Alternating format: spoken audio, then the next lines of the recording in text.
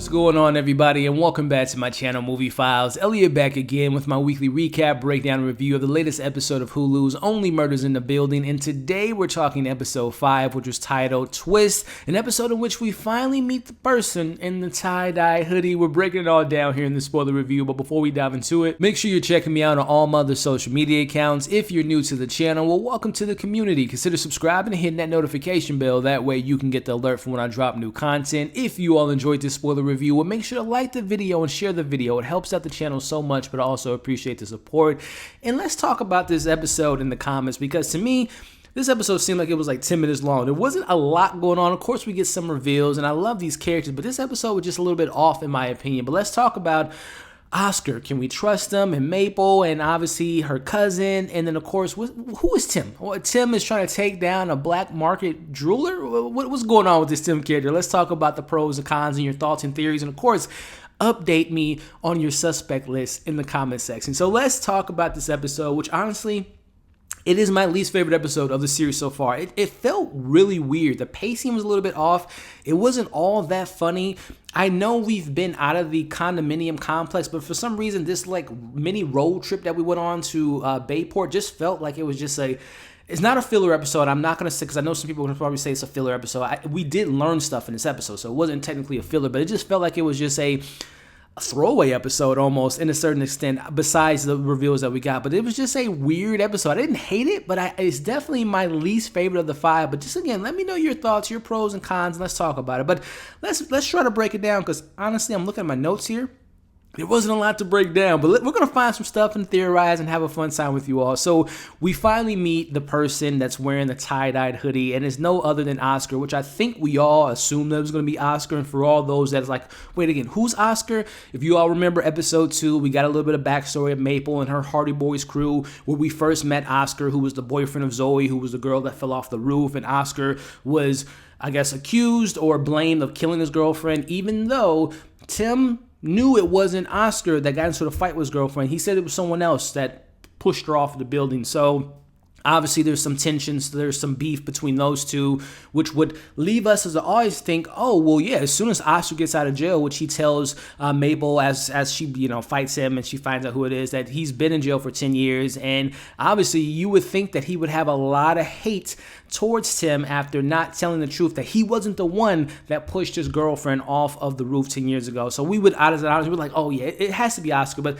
I think by this episode, we can pretty much take Oscar off the list. At least we think so, because he seems to be a nice guy, level-headed yoga trainer. We'll see. But again, just seeing who this guy is and getting a little bit of his backstory was interesting. And I assume moving forward, Oscar's going to be kind of the fourth member of this kind of new weird ragtag group of Hardy Boys, with obviously Mabel, Charles, Oliver, and now we're going to have Oscar and maybe Jan. So this is like the weirdest Scooby-Doo crew I've ever seen. But nonetheless, again, obviously in this episode, Oliver and Charles sees that she is with him, and they're like, especially Oliver, he's just like, forget this.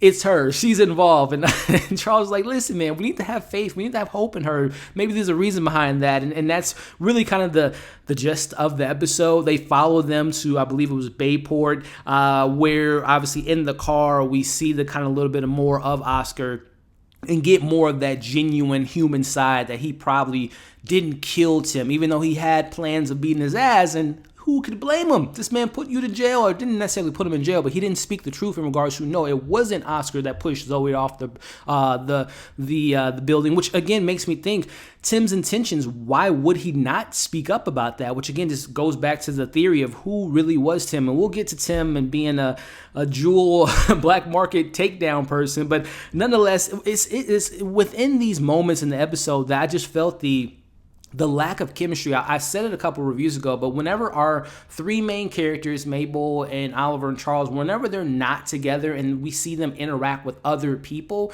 the vibe and the energy don't really vibe the same or really kind of mesh the same with me, because I felt the chemistry between Oscar and Mabel. Obviously, in real life, yes, the chemistry amongst them would be a little bit off because she hasn't seen him in 10 years, but even putting that aside, I just felt like their their back and forth as actors just didn't really play to me well, because yes, you can have that awkwardness, that kind of, let me kind of reevaluate this person that I haven't seen that's been in jail for 10 years, but it just didn't play well to me. Not so much on Selena Gomez's acting, but it was the gentleman that played Oscar. Just was just something weird, a little bit off about his acting. I hope he grows on me, but I'm just not the biggest fan of his performance thus far. But minus all that stuff, honestly, getting down to the episode, we see them, follow them to, which Oscar was a bit of a help. He helps Mabel crack the code of where the GM little thumbtack that we saw last week, and that it led to them going to her cousin's tattoo parlor. And during that, they go to the gas station, and we see Charles and Oliver meet, some other podcasters that like make trees. That stuff, to me, the comedy beats in this episode was just like a little bit awkward, just like didn't fit within the narrative, and it didn't fit within the comedy beats we got in the previous 4 episodes. But it's within kind of literally like the last 5 minutes where the episode really did give us a little bit more meat, as this is where Mabel tells Charles and Oliver, yes, I knew Tim. No, Oscar did not kill Tim, and they get that reveal. And this is where her cousin comes in. I believe his name was Taco or something with a T, but he tells them, oh, he died? Oh, that makes sense, because he was trying to take down this black market jeweler, which is just like, and then obviously this is where Mabel says, well, this kind of lines up where she reveals that she found all the jewelry in his apartment. But again, it's just like, who was Tim, and what's the deal with him trying to take down this jeweler? I guess the biggest question outside of who Tim was regarding this jeweler situation, who was this girl that he was in love with, that he was going to ask to marry him, to get the ring for? Have we met this character yet? Does she live in the building? Is it somehow, which again, we can talk about the theories in regards to updating our suspect list, as we can, I guess, take Oscar out of the equation since he's going to be maybe part of this crew.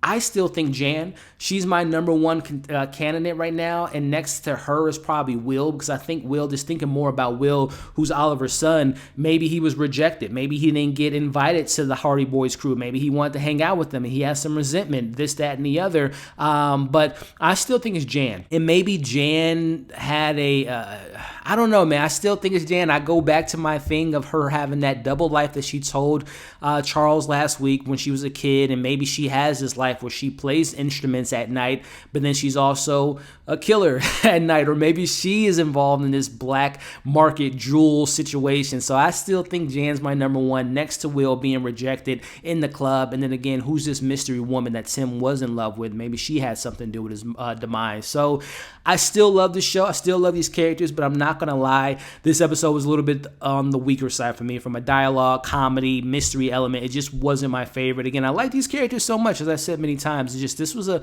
really weird, awkwardly paced episode, and the tone just was a little bit all over the place. But I will say, one thing I learned about this episode, I'm going to try this theory out, this trick a little bit later, when Oliver got brain freeze to put your thumb on the top of your, I've never heard of that, so this gives me an excuse to have some ice cream later tonight. But hey guys, that's my thoughts on this 5th episode twist. Not my favorite, but it does open the door to Oliver being involved in this crew. And again, Jan, I have my eyes on you. But let me know your pros, your cons, your thoughts, your theories, and your updated suspect list after this 5th episode. And let's have some dialogue about it in the comments. If you stuck around to this point in the video, I appreciate you all. I appreciate the support you've given me on these videos. And let's continue to have some great conversations in the comments. But make sure before you leave to like the video, share the video, leave your thoughts in the comments, and of course, subscribe to the channel. Hit that notification bell. That way you don't miss any of my other content. I'm covering a lot of shows and movies on this channel, and I have such a great time doing so with you all. So make sure you're hitting that bell so you don't miss any of that